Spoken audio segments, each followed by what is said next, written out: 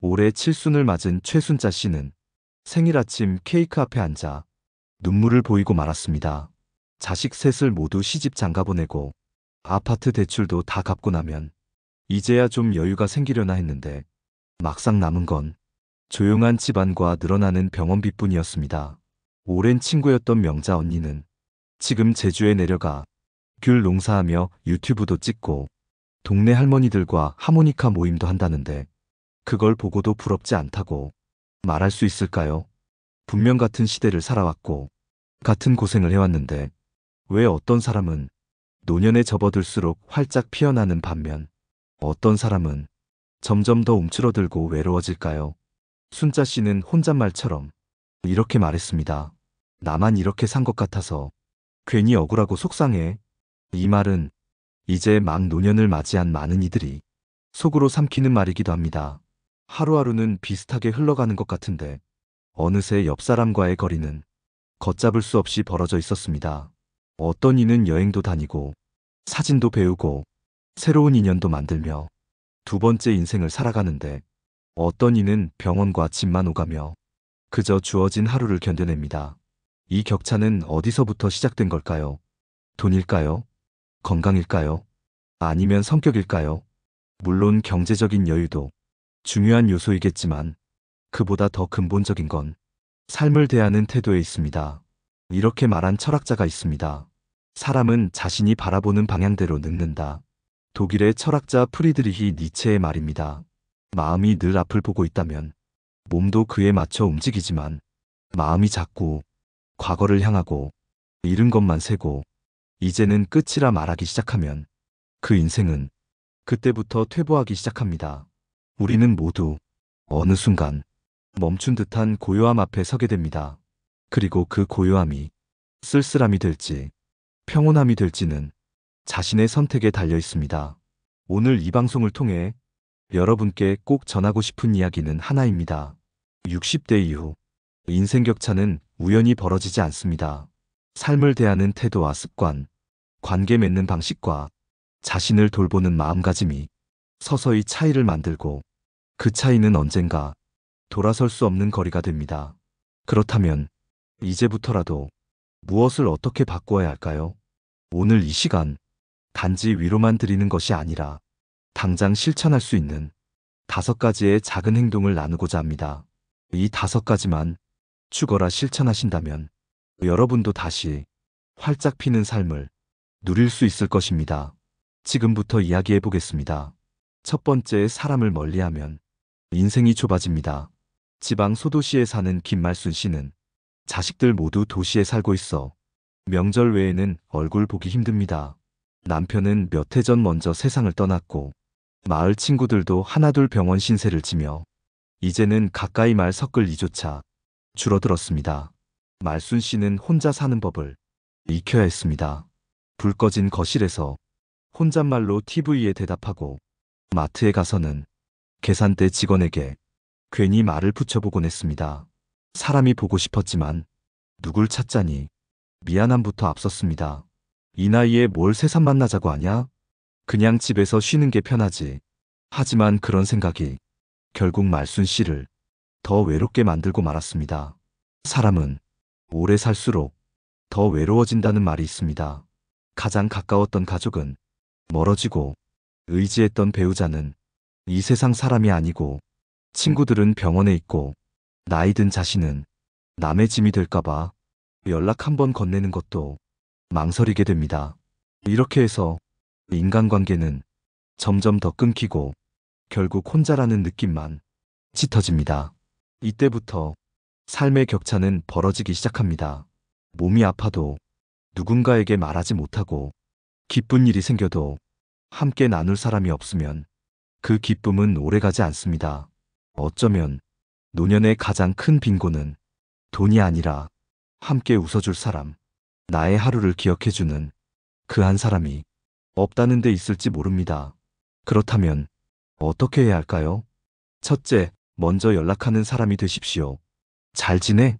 밥은 먹었어? 이 짧은 인사 한마디가 다시 관계를 잇는 시작이 됩니다. 둘째, 두려워하지 마세요. 처음엔 어색해도 3번, 4번 반복하다 보면 그 사람도 결국 당신의 마음을 느낍니다.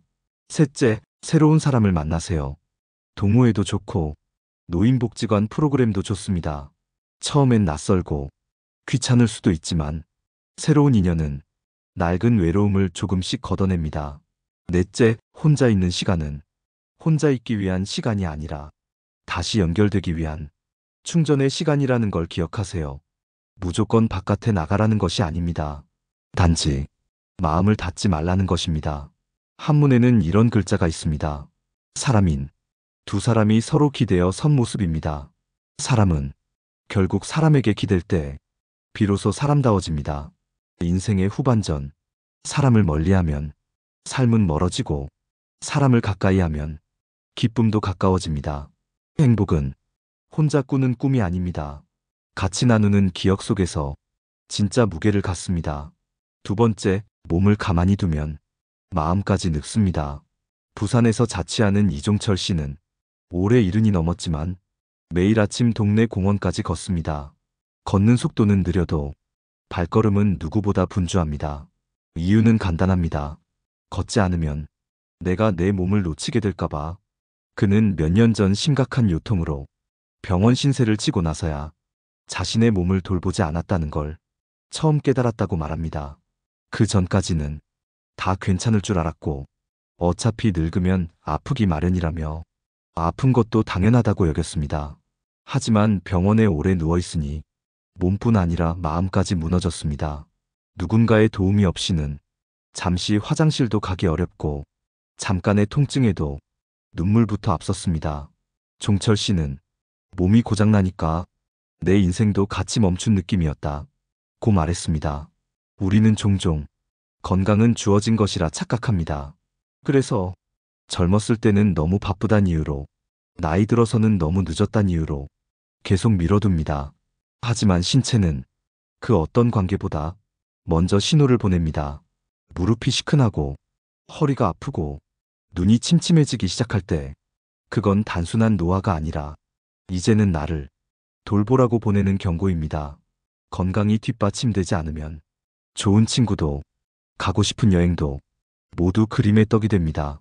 종철 씨처럼 조금이라도 몸을 움직이는 습관이 삶을 지탱하는 기둥이 됩니다.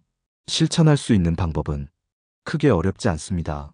첫째, 하루에 단 15분이라도 꼭 걷는 시간을 가지세요. 빠르지 않아도 좋습니다.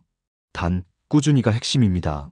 둘째, 집안에서 할 수 있는 간단한 스트레칭을 TV 보기 전에 3번만 따라해보세요. 작은 움직임이 내 몸의 생기를 깨웁니다. 셋째, 몸이 보내는 신호를 무시하지 마세요. 늘 하던 통증이라고 대수롭지 않게 넘기지 말고 조금이라도 달라졌다면 바로 진료를 받으세요. 넷째, 건강한 음식과 수면을 그 누구보다 신중하게 챙기세요. 건강은 약으로 지키는 게 아니라 습관으로 쌓는 것입니다. 어느 노인의 말이 떠오릅니다. 늙는다는 건 단순히 나이가 드는 게 아니라 몸이 말을 안 듣는 그 순간부터다. 맞는 말입니다. 몸이 멀쩡할 때는 하고 싶은 것도 많고 볼거리도 즐거워 보이지만 막상 몸이 불편해지면 세상이 점점 멀어지고 낯설어집니다. 결국 건강이야말로 늙지 않는 인생을 위한 가장 기초적인 준비입니다. 몸을 움직이면 마음이 따라오고 마음이 움직이면 인생이 다시 달라집니다. 세 번째, 습관이 삶을 만들고 삶은 결국 태도를 닮아갑니다. 서울의 한 아파트 단지에는 매일 아침 7시면 현관 앞 신문을 정리하며 하루 일정을 손에 쥔 듯 계획을 세우는 이은정 씨가 있습니다. 은정 씨는 올해 73, 자식들은 모두 출가했고 남편은 오랜 투병 끝에 먼저 떠났지만 그녀는 여전히 하루를 분주하게 엽니다. 아침은 정확히 8시 식사, 그 뒤로 스트레칭과 가벼운 걷기, 오전엔 독서와 글쓰기, 점심 후에는 근처 작은 도서관 자원봉사, 저녁이면 마트장 보고 돌아와 차 한 잔을 마시며 음악을 듣습니다. 어떤 이는 그렇게 말합니다.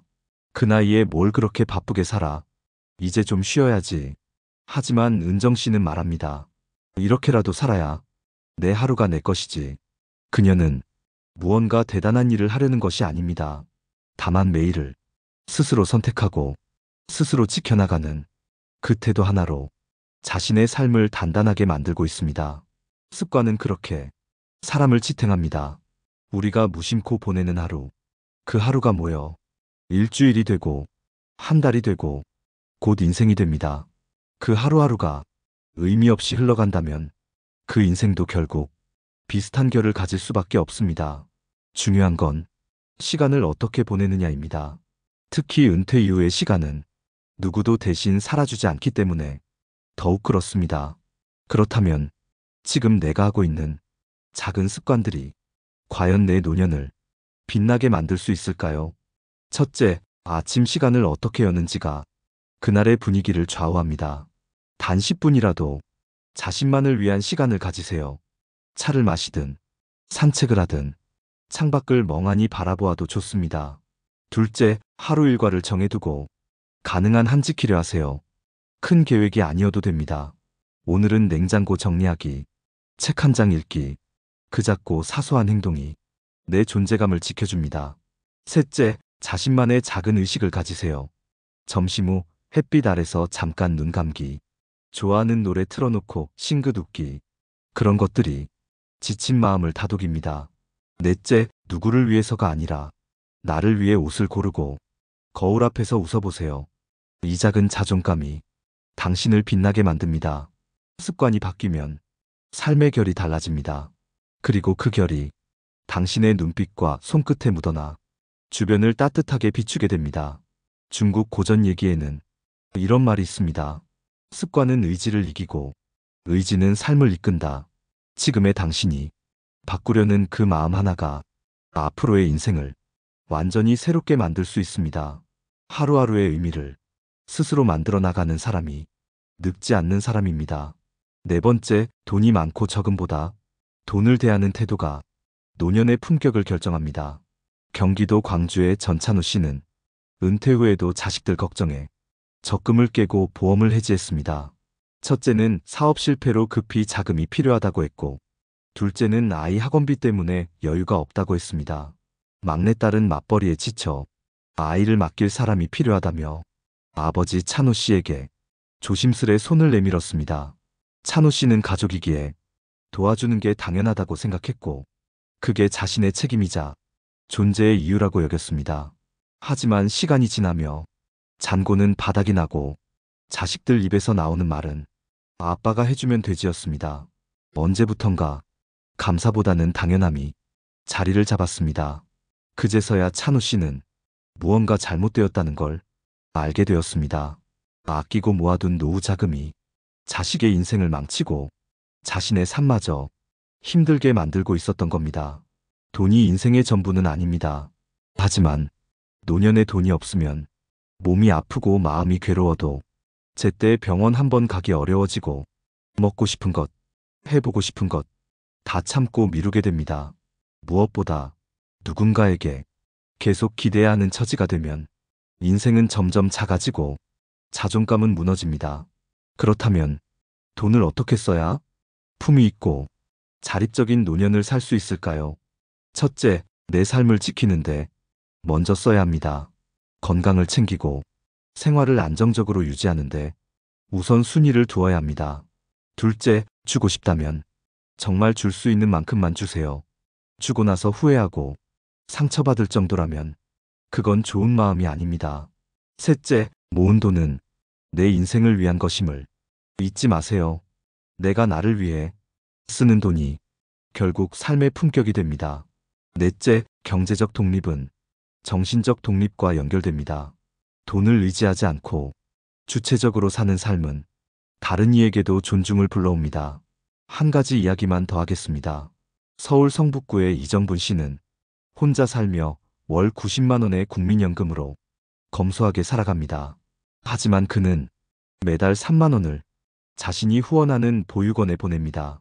내가 가진 것 중 가장 따뜻한 걸 나누고 싶어서요. 그는 자신이 많이 가지지 않았지만 결코 초라하지 않다고 말합니다. 돈을 얼마나 갖고 있느냐보다 그 돈을 어떻게 바라보느냐가 그 사람의 인생을 말해줍니다. 노후를 위한 가장 멋진 준비는 누구에게도 휘둘리지 않고 스스로를 지켜낼 수 있는 경제적 자존감을 세우는 일입니다. 한 푼을 쓰더라도 당당하게 나를 위해 내가 선택해서 쓰는 삶, 그 삶이 노년의 품격을 지켜줍니다. 다섯 번째, 자신을 놓아버리는 순간 인생은 흐려지기 시작합니다. 충북 제천의 박명숙 씨는 남편을 먼저 보내고 난 후 거울을 보는 일이 사라졌습니다. 예전에는 매일 머리를 말리고 색조 화장도 은은하게 하며 자신을 가꾸는 시간이 삶의 활력소였는데 남편이 떠난 뒤 그 모든 것이 무의미하게 느껴졌습니다. 이제는 나를 봐줄 사람도 없고 굳이 뭐하러 신경 써야 하나. 그렇게 스스로를 놓기 시작하자 몸은 금세 무거워졌고 표정은 점점 사라졌습니다. 그러던 어느 날 딸이 보내준 작은 거울과 립스틱이 명숙 씨의 마음을 조금 흔들었습니다. 딸은 메모지에 이렇게 적었습니다. 엄마는 세상에서 제일 고운 사람이야. 다시 엄마를 보고 싶어. 그 말에 명숙 씨는 처음으로 다시 거울 앞에 섰습니다. 주름진 얼굴, 흰머리가 듬성한 모습, 어느새 늘어진 눈가. 하지만 그 속에서도 예전의 생기가 어렴풋이 살아있었습니다. 명숙 씨는 말합니다.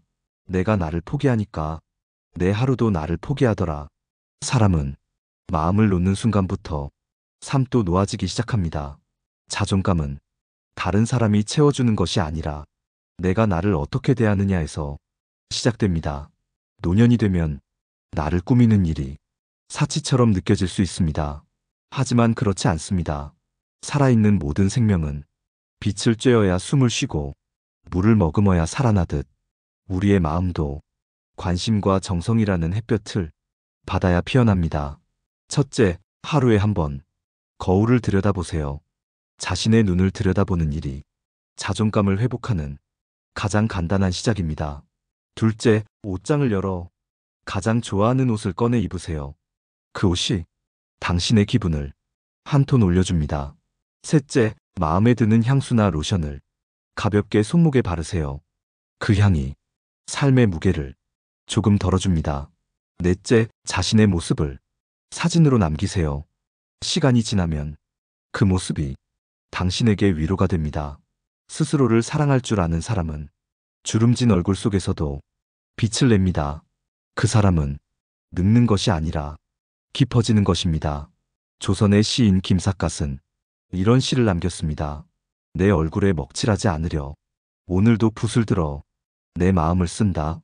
내 마음을 돌보는 일이 곧 나를 지키는 일입니다. 노년은 내가 나를 얼마나 사랑했는지를 고스란히 비추는 거울입니다.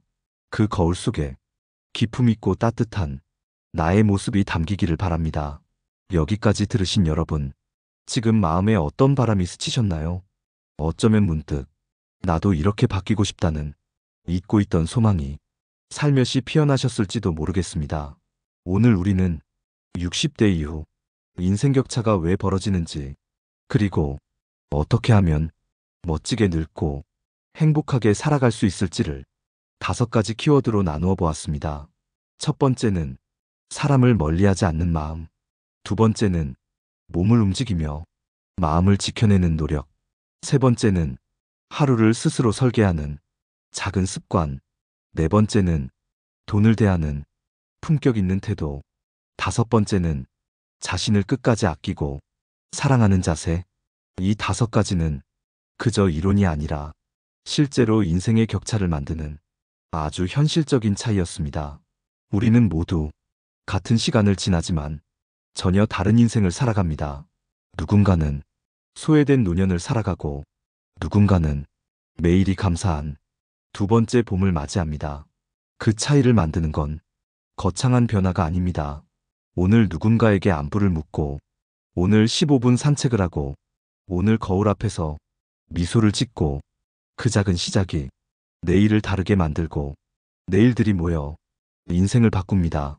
지금 당신의 마음이 조금이라도 움직였다면 그건 이미 첫 발을 내디딘 것입니다. 늦은 건 없다. 그저 지금이라도 다시 살아보겠다는 마음이 인생을 다시 태어나게 한다. 이 말은 어느 노인의 회고록 속 문장입니다. 당신도 지금 그 길 위에 서 계십니다.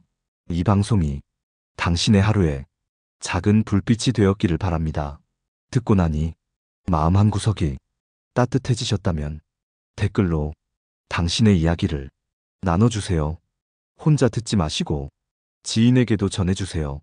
그리고 구독을 눌러주신다면 다음 이야기에서 당신의 손을 더 꼭 잡아드릴 수 있습니다. 오늘 당신이 꾹 눌러 앉아있던 마음의 무게가 조금 가벼워졌기를 바랍니다.